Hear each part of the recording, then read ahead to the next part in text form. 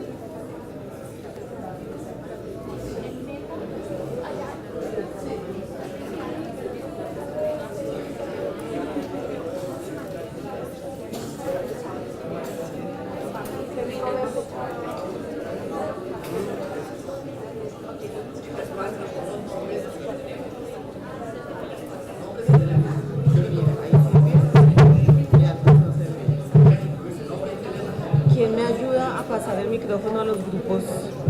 Gracias, Adriana. Bien, muchas gracias.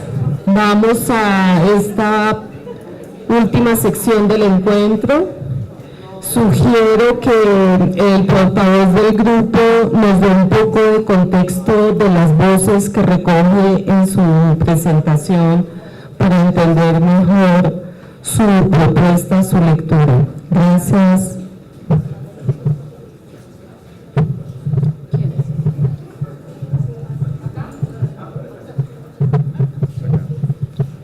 Bueno, la pregunta que el grupo, había componentes de diferentes instituciones, algunos académicos, otros que trabajan con comunidades con violencia, con personas desaparecidas, con personas de calle. Había diferentes experiencias en las que aquí se nombraron, y muy importante era la parte académica, de la parte de universidades que había aquí presentes.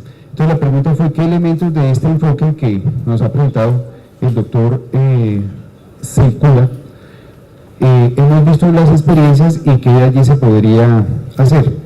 Entonces se pensó que algo muy importante era el apoyo social y generar nuevas herramientas o nuevos elementos que disminuyera, como se ha hecho aquí en los trabajos que hacen algunos de los compañeros, la estigmatización. Y algo importante es que, como se ha abordado la atención, ha sido desde un punto de vista fragmentado, que depende de la fragmentación de cada una de las escuelas, de quienes están presentes, o de las instituciones que están viendo a la persona. Por ejemplo, ICBF lo ve de una manera, de otra manera lo ven los hospitales, de otra manera lo ven las universidades, etcétera. Entonces, lo que se dijo que era muy importante era: hablemos todos con respecto al caso, o sea, que haya un diálogo, que haya una integración de parte de los interventores, para que haya una conceptualización diferente, con suficiente flexibilidad, donde se esté mirando la comunidad de una manera diferente y que haya creación de conocimiento, como las universidades hacen parte de lo que está haciendo el trabajo, pues que haya una integración para la creación de conocimiento, donde los casos que ya se ven se sistematicen, se creen indicadores o se desarrollen indicadores cuantitativos y cualitativos, que finalmente es la forma que se tiene de dialogar con los tomadores de decisiones, porque son indicadores económicos, pero respetando los indicadores que corresponden a cada una de las profesiones, y que de esa forma a quienes forman a los,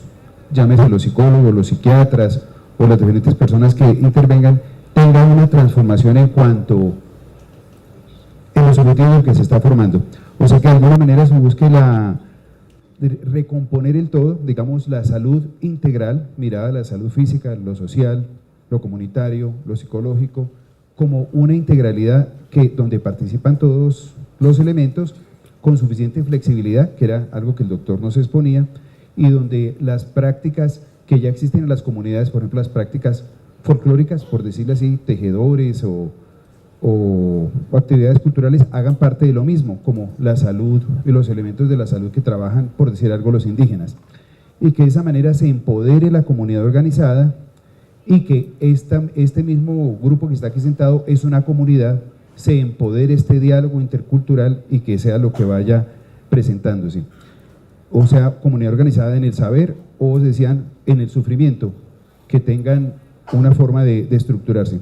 Algo importante es que existen los elementos legales, tanto como dijimos en los derechos de las personas para ser atendidas, como también en lo intercultural. La ley estatutaria hace que las personas tengan derecho dentro de su atención a que sea intercultural. Lo que pasa es que aún no se ha desarrollado completamente esto, y es tal vez el papel de las universidades, que se hagan proyectos de investigación, intervención, como por ejemplo alguien que viene trabajando en la red Somos, donde haya una sistematización de lo que se está haciendo, donde los elementos legales, los elementos terapéuticos, sociales, etcétera, participen y haya una respuesta. O sea, en conclusión, ya en la práctica se vienen haciendo parte de esos trabajos por parte de las personas que están aquí presentes. Lo que de pronto hay que reforzar es la unión o la colaboración con las universidades, la participación conjunta, y que esto se lleve a cabo mediante proyectos para que pueda ser más demostrable, más presentable, porque pues son los modelos que van a poder transformar el futuro. ¿Listo?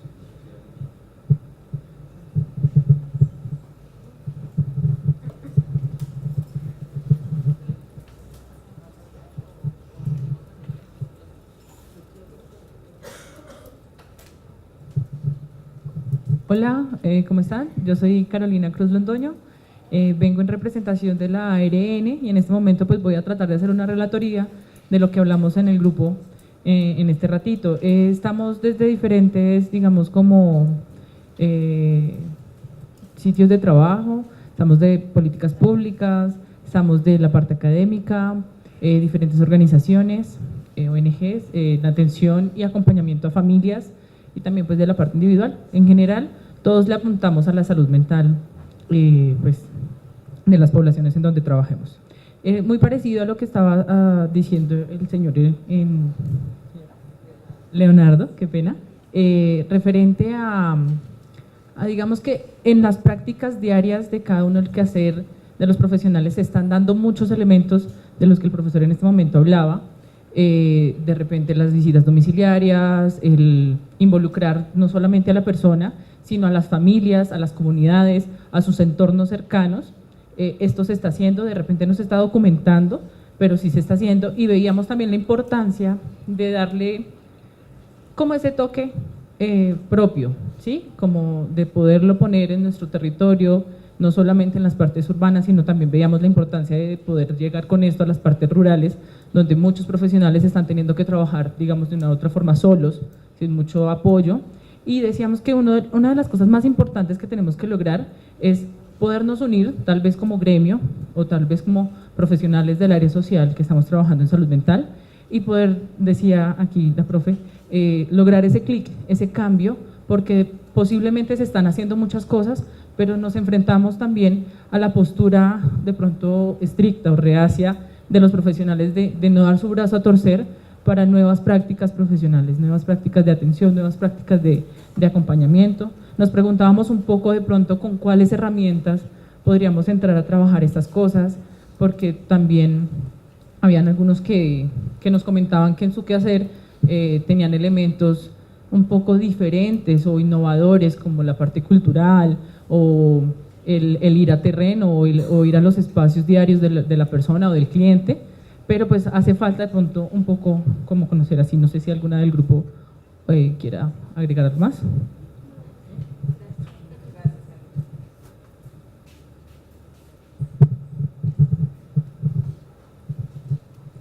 Bueno, yo soy Mariana Pinillos. Nosotros en el grupo trabajábamos sobre varias cosas que íbamos discutiendo. En primer lugar, decíamos que esto, pues aunque es dentro de la mirada de la psicosis, pues es una invitación a mirar diferencias en las formas de intervenir dentro de diferentes problemáticas o dilemas humanos. Una de las cosas importantes que veíamos era esa importancia de trabajar en redes de la no jerarquización de las profesionalizaciones, porque encontramos que hay una tensión muy fuerte, una tensión desde la jerarquía que no posibilita el diálogo, y cuando rompemos esas jerarquías, pues los diálogos se pueden volver más abiertos. Desde ahí pues nos pensábamos en lo que implican las tensiones políticas de la salud mental y desde lo cotidiano. Entonces considerábamos que podemos empezar a trabajar desde microcontextos y no esperar a que algo pase en el sistema para que haya un cambio, precisamente, sino que si se establecen procesos de cambio, que estas reuniones además son una oportunidad para establecer red, porque aquí hay una diversidad profesional pensando en una lógica similar. Desde ahí también pensábamos que debemos empezar a impactar los niveles de educación, no solamente universitarios, sino diferentes niveles desde la primaria, donde también lo profesional y lo diagnóstico no estén en esa jerarquía, sino que se humanice el diagnóstico y también se equilibre la parte profesional, como nos vemos en los diferentes niveles.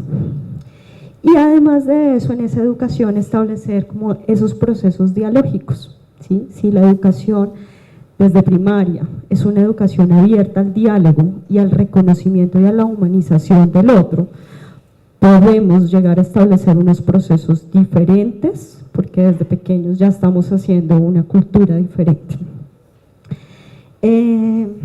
Bueno, creemos que esta propuesta pues humaniza la salud mental, no patologiza, sino que reconoce al otro, y consideramos importante la sistematización de las experiencias, ¿sí? Creemos que también hay muchas experiencias en el país que no han sido recogidas o visibilizadas, y que en esa medida ser juiciosos en la sistematización para mostrar a lo hegemónico que sí hay formas de hacer desde el cambio, pues posibilita y abre el escenario a la intervención de manera diferente.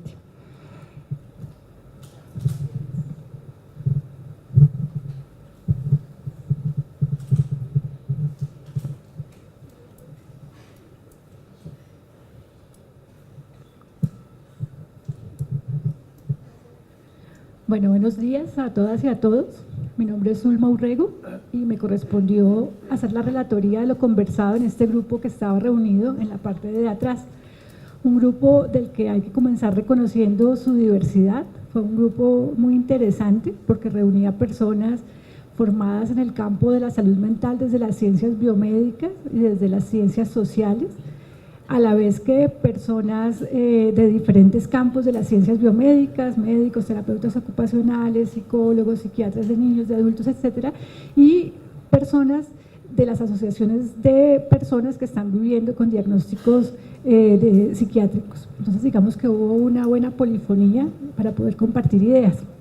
En torno a la pregunta que se nos planteó acerca de nuestras experiencias y el modo en que se pudiesen conectar con lo que se nos había compartido hoy sobre los diálogos abiertos, la primera reflexión a la que llegamos fue que independientemente de que todas y todos los reunidos pudiésemos tener muchas experiencias en las cuales podíamos encontrar puntos de divergencia o de convergencia, sobre todo de convergencia con las prácticas de los diálogos abiertos, ni siquiera las conocíamos entre nosotros. Entonces partimos del reconocimiento de la deficiencia que tenemos las personas dedicadas a este tipo de prácticas en cuanto a ponerlas como evidencias de lo que hacemos. ¿Sí? Somos más gente de hacer que gente que sistematiza y coloca este tipo de conocimientos en el mismo nivel de divulgación que otros conocimientos más hegemónicos sí tienen. Desde este punto saltamos a otro tópico, entonces al tópico de las construcciones de hegemonía en el conocimiento en torno al campo de la salud mental en nuestro medio, y creo que sería aplicable a otros muchos contextos en el mundo. Y estuvimos conversando acerca de cómo la práctica de los diálogos abiertos, más allá, o sea, obviamente tiene unas apuestas en lo pragmático, pero de fondo encontrábamos todos que tenía una gran tensión con prácticas hegemónicas más instauradas en nuestro medio en cuanto a la construcción del objeto de estudio y de trabajo, ¿sí? Porque se planteaba desde asumir que el objeto de estudio y de trabajo era la salud, ¿sí? En positivo, y la potencialidad, cosa que no pasa con otras perspectivas más hegemónicas que tenemos vigentes en nuestro medio. Y aquí comenzamos a discutir entonces entre esas tensiones que se plantean entre los conocimientos hegemónicos más prevalentes en nuestro medio y nuestras prácticas que están construyendo en sí contrahegemonía desde la práctica, pero que no alcanzan a llevar esa contrahegemonía a evidencia escrita, ¿sí? Que logre hacer contrapeso a lo que sí es hegemónico para asumir el campo de la salud mental más bien como enfermedad mental. Nos pusimos a hablar entonces a continuación de un tópico siguiente conectado con el anterior, que tenía que ver con el efecto que esa, digamos, poca representación de las propuestas contrahegemónicas, tipo diálogos abiertos u otras prácticas, digamos, más centradas en la salud mental y en la potencialidad de las personas, podía tener en escenarios que eran claves para poder asumir y difundir este tipo de posturas en un contexto nuevo como el de Colombia.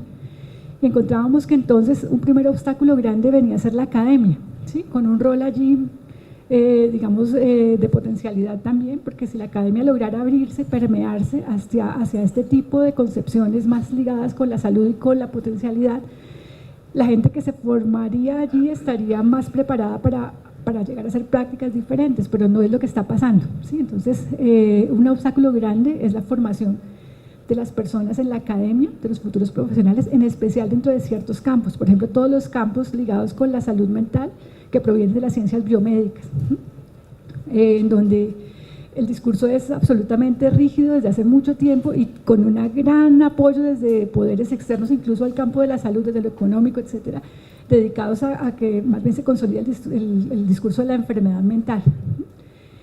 En este punto volvíamos a tratar con lo anterior, así que algo fundamental para empezar a permear esa academia era producir conocimientos en términos académicos, hacer publicaciones, ¿sí? Hacer publicaciones, generar espacios académicos y generar entre nosotros mismos redes de personas que hacemos cosas distintas, ¿sí? O bien sean nuevas o sobre todo incorporándonos a las que ya existen, ¿sí? Como la Red por la Salud Mental y otras cosas por el estilo.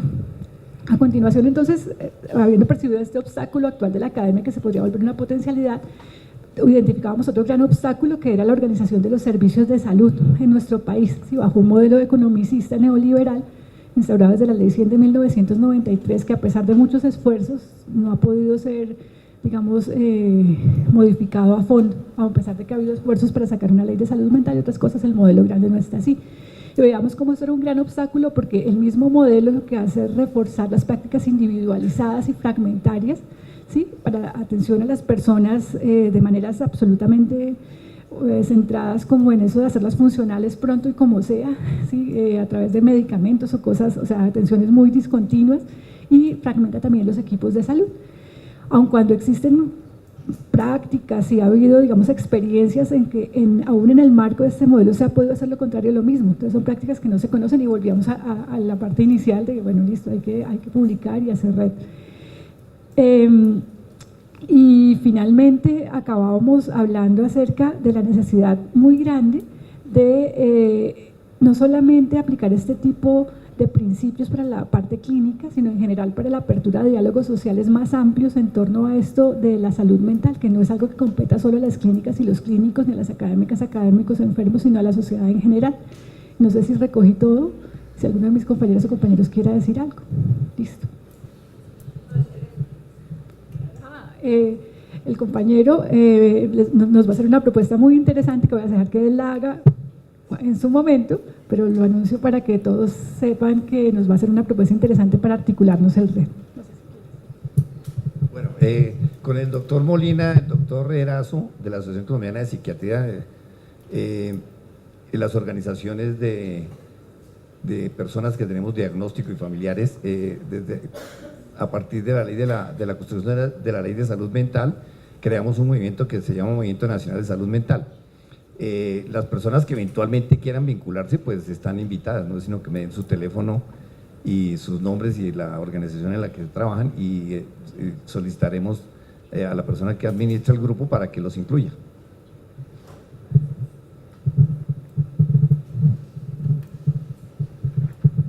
Bueno, pues seré breve. Digamos, mucho de lo que conversamos al interior del grupo lo recoge las intervenciones que han hecho, sobre todo en relación a las bondades que vemos y, digamos, las potenciales ventajas que puede ofrecer un sistema como el de diálogo abierto frente a otro tipo de propuestas de intervención que toman al sujeto de una manera individual, fragmentaria, por fuera de sus sistemas. Surgían en verdad algunas preguntas. En el grupo en el que estábamos, yo soy, perdón que no me presenté, Miguel Gutiérrez, director del programa de Psicología del Rosario, y en este grupo estamos profesores de la Universidad del Rosario. Surgían en verdad como diferentes preguntas y cuestionamientos que nos hacíamos imaginándonos la intervención en acción, ¿sí? Por ejemplo, frente al tema del poder, ¿sí? No hay seguramente modos de dialogar o conversar que estén por fuera de las dinámicas de poder. Y supongo que en el ejercicio del diálogo abierto surge todo el tiempo el riesgo de que alguien asuma con su palabra el poder frente al resto del grupo, y nos preguntábamos cómo se resolvía, si están, digamos, de entrada advertidos de que esas dinámicas de poder pueden instalarse y cómo se resuelven en la acción. Otra pregunta era en torno a la violencia, ¿sí? Si puede haber ciertos contextos donde hay situaciones de violencia, bien sea por parte de la persona en crisis o hacia la persona en crisis por parte de su familia, y que eso requiera una posición y una intervención de otro tipo.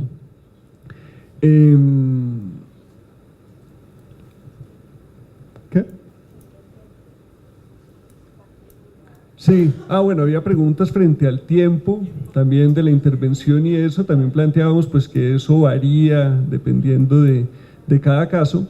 Y al final hubo una intervención interesante, y lo pensaba ahora a partir de la intervención de la ARN, porque hay pues algunas personas del grupo que hemos trabajado en temas de desmovilización, reincorporación. Yo tuve la oportunidad de estar hace unas semanas en Pondores, que es una de las zonas de concentración de las FARC en La Guajira, y en lo particular yo tenía un interés como psicólogo clínico de ver cómo surgía una demanda psicológica por parte de las FARC, y la respuesta, lo que encontré fue que no había, ¿sí? Incluso sentía que para ellos era de alguna manera ofensivo incluso pensar que hubiera una demanda de tipo individual, pero colectiva sí, que incluso seguro lo has visto tú, que una de las críticas o de los pedidos que se le ha hecho a la ARN es no nos reincorpore de manera fragmentada, sino hay una reincorporación colectiva. Entonces pensaba que sí era muy interesante pensar en nuestro contexto, en ciertas poblaciones que tienen una estructura grupal, comunitaria, pensar este tipo de intervenciones, no solo para el tema de la psicosis, sino en general en temas de salud mental.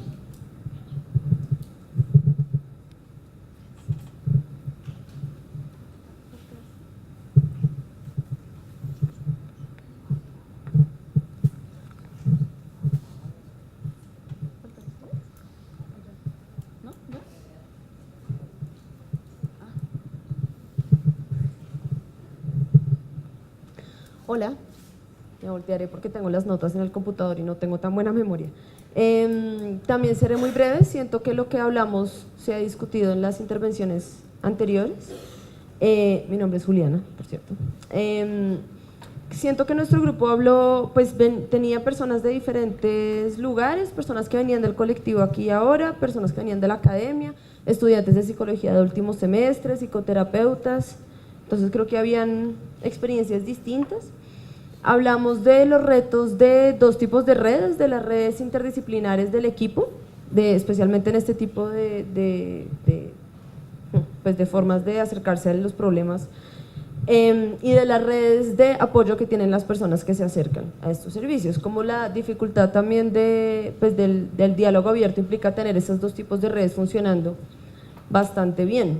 Y eso nos llevó a hablar de la interdisciplinariedad y cómo sabemos o cómo estamos formando para saber hablar desde la interdisciplinariedad, desde la psicología, qué tanto eso tiene un rol en lo académico, en la formación, o tiene un rol ya en el trabajo mismo.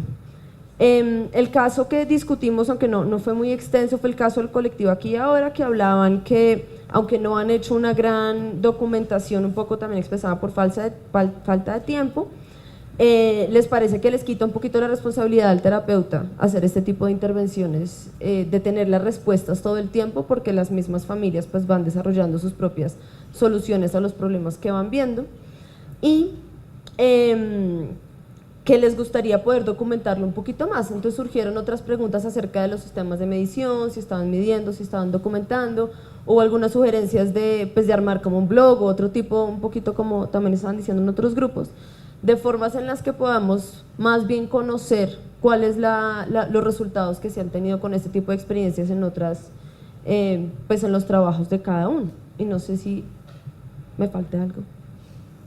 ¿No? Listo. Eso es todo.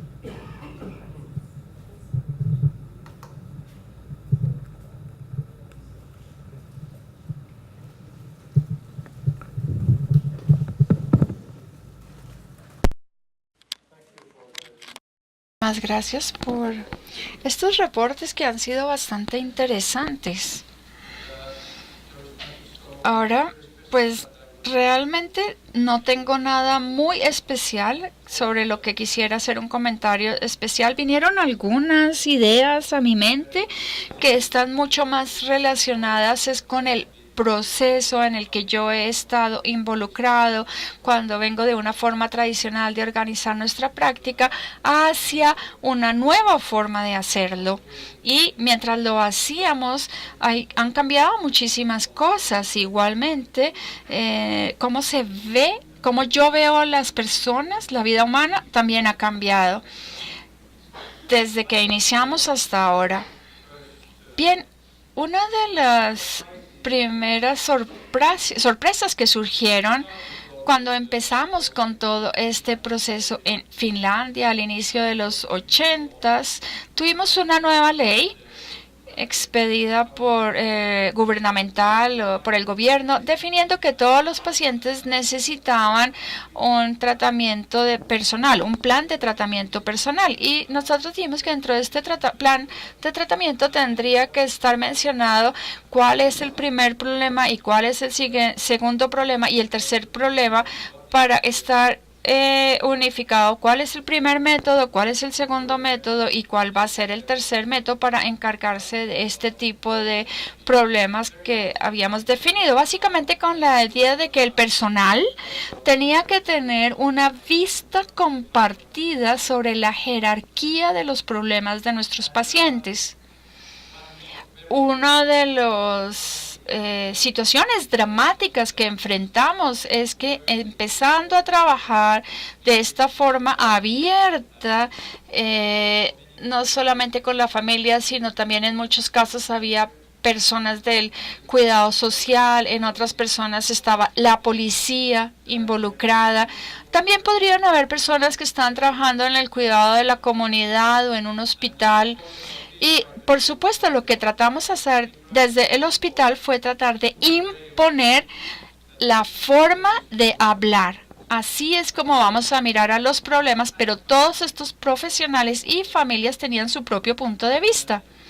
Y nos tomó un tiempo darnos cuenta de que así es la vida. La vida no es como que tenemos un problema, un segundo problema y un tercer problema. No, la vida es la forma en que cada uno tiene sus propios puntos de vista. Y cada punto de vista de cada uno está justificado tanto como los otros. Y es imposible definir que el problema estaba tratando de definir, bueno, esto es el problema más importante, pero en cuidado social, eso podría no ser tan importante, pero sigue siendo importante y cada uno tiene su propio problema, digámoslo así, desde el punto de vista del cuidado y por supuesto, esa es la situación de la vida real y nos dimos cuenta paso a paso que teníamos que decirle adiós a la idea de que las personas compartirían y entenderían la jerarquía de los diferentes problemas. Aquellas reuniones que estábamos teniendo empezaron a ser cada vez más placenteras porque ya no teníamos que innovar forzando a las personas del cuidado social a que entendieran así es la forma como tienen que mirar cada caso o de pronto lo opuesto, el trabajo social ya no necesitaba decirnos a nosotros en el hospital que no, esto ya no es un problema de empatía, usted tiene que tomar acciones, pero ambas podían estar presentes, el lenguaje en la reunión también cambió y ahora es un lenguaje de la curiosidad. Es interesante, ustedes en el cuidado social ven este punto de vista porque nosotros solo habíamos visto esto otro, que es lo que estamos hablando. ¿Nos pueden ustedes ayudar a entender un poquito más cuál es su situación? Claro, realmente esto fue en muchas formas dramáticas para la organización del sistema. ¿Qué pasó? Que en muchas fases organizamos unos tipos de diálogos donde las personas podrían escuchar los diálogos de otros de diferentes puntos de vista. Por ejemplo, podríamos contratar un gran punto, pero en nuestro sistema había 8 unidades diferentes que estaban trabajando y como nos dimos cuenta que realmente no es un tipo de diálogo entre las unidades para poder entender las otras situaciones, lo que hicimos fue que cada unidad estaba en su punto, en su esquina, y todos podían hablar sobre cada asunto específico y todos los demás escuchaban. Fue impresionantemente sorprendente cómo se llegó a una mejor discusión, a resolver esta forma. Por ejemplo, aquellas personas que están trabajando con la comunidad estaban sorprendidas sobre el diálogo que las enfermeras tenían en la asociación en un modo más cerrado. Cada mundo era tan diferente. Pero este diálogo permitió entender mejor la posición y las necesidades de los otros servicios. Esta podría ser otra forma que nos sirvió mucho para avanzar en el proceso en general. Me vino a la mente otra idea y es sobre, como conclusión, ¿cómo creo yo que se dio el cambio en nuestro sistema? Y estaba también ya mencionándolo en la mañana en mi presentación. De pronto necesitamos tener 3 o 4 elementos juntos. Bueno, hablemos de 4. El cuarto es importante también. ¿Y qué nos dimos cuenta? Que realmente necesitamos tener, con relación a la nueva práctica, unas guías muy sencillas. Guías donde todos los que estén trabajando y que vean si está avanzando, si está funcionando. No son guías súper complicadas con formulaciones complejas, no, tan sencillas donde todos puedan ver si se está funcionando, haciendo o no. Como les decía, nuestras guías nunca hablamos del tratamiento del paciente si no está ahí, tomar decisiones sobre las familias si la familia no está presente, no hablar de forma individual con el paciente antes de reunirse con todo el grupo. Eran guías tan sencillas que seguimos, faltas de ver cómo funcionaba, pero aún así no es suficiente. tienen que aprender cómo evaluar la nueva práctica. Necesitan desarrollar herramientas donde la organización mire nuestras propias prácticas y cómo estamos haciendo este trabajo. Y lo más importante para mí es mirar específicamente a situaciones donde no están llamadas en la forma que hay que llamarlo. Miren las fallas, miren los problemas, ¿qué podemos cambiar? Claro, esto es aparte de la investigación y es diferente desde el punto de vista académico. Es una investigación que se hace en la práctica y la práctica misma es la que define cuál es el interés. Otro punto, el tercero, con relación a la colaboración. Tenemos que tener una educación, nosotros, los profesionales, y ahora en muchos programas de educación involucran a las personas para que vivan su propia experiencia de los problemas mentales y que quieran compartir sus experiencias con otros. Este tipo de programas es la mejor forma para aplicarla desde el momento en que piensa con este método. Muchas veces necesitamos una reeducación. Se necesita primero una educación y luego practicar. Y de lo contrario no puede funcionar. O sea, tenemos que, hablando de nuevas prácticas, ustedes pueden empezar un programa y en forma concreta con esta práctica de diálogo abierto. En muchas partes del mundo están llamando a lo que se llama las bases del diálogo abierto, organizando grupos que tengan acceso para reunirse con otros durante el entrenamiento de 16 días y durante estos 16 días van a tener y recibir teorías de la nueva práctica, juego de roles, practicando. Igualmente van a ser parte de un involucramiento más personal en estas ideas y parece que ha estado funcionando muy bien. Lo más importante es que esto pase en el momento, es empezar a facilitar, mostrarles esta nueva práctica, porque durante el entrenamiento va a haber mucha más motivación para aplicarla. Nuevamente, es importante que no es solo una única persona o una única unidad, son grupos. Y el cuarto punto de cambio es que la persona tiene que tener el apoyo de la administración. El proceso, la persona tiene que participar, ser parte del entrenamiento, entender qué es todo esto, y de lo contrario, si no es posible que estén presentes todo el tiempo, por lo menos tengan algunos días o algunas rotaciones. Por ejemplo, en este programa de entrenamiento, el grupo y las personas se reúnen con otros y de pronto así pueden recibir el apoyo. Algunas veces fue sorprendente. Yo he estado involucrado en muchos lugares donde las nuevas prácticas han sido involucradas y la mayoría nunca han sido iniciadas por el jefe, las autoridades, los superiores. Si usted está encargado del sistema, usted está en una situación tan difícil con diferentes situaciones que hace difícil, pero dentro del sistema hay muchas veces un tipo de co-personas, enfermeras en el sistema, psiquiátricas con habilidades grandes en conexiones, iniciando nuevas ideas, obteniendo recursos, o de pronto algunos doctores, pero nuevamente son los que están dentro del sistema. Pero se requiere el apoyo de los superiores para esto. Muchas ideas interesantes y básicamente estas fueron las más importantes que me vinieron a la mente.